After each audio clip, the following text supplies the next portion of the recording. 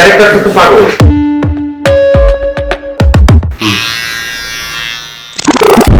এই জিনিসটা আমি ঘুমের মধ্যে স্বপ্ন দেখি, এটা আমার জীবনে একটা আতঙ্ক।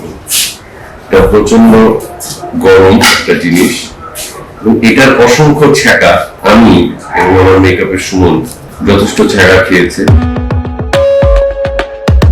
দর্শক মন্ডলী, নূরের চুল দেখে নিন শেষবারের মতো। আমরা এখন নূরের চুল কেটে ফেলবো। রোল ক্যামেরা, রোলে অ্যাকশন।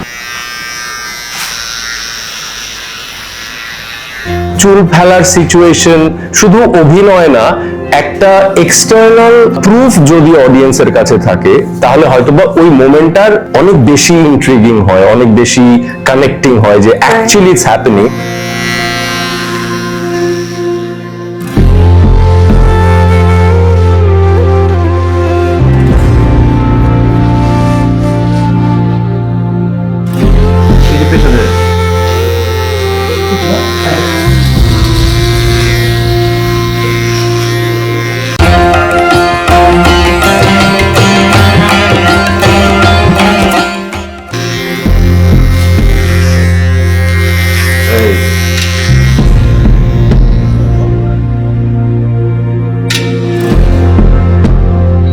আমার এখনো মনে আছে আমাদের ডিরেক্টর রাফি জিজ্ঞেস করেছিল, ভাই এটা আমরা প্রস্থেটিক বা আমরা এটা এরকম করে মেকআপ দিয়ে আমরা ওই মুহূর্তের যে সিচুয়েশন সেটাকে এস্টাবলিশ করে ফেলবো, এরপর আপনি কাজ করবেন কিভাবে, অন্য শুটিং করবেন কিভাবে যদি অ্যাকচুয়ালি এরকম কিছু করা হয়।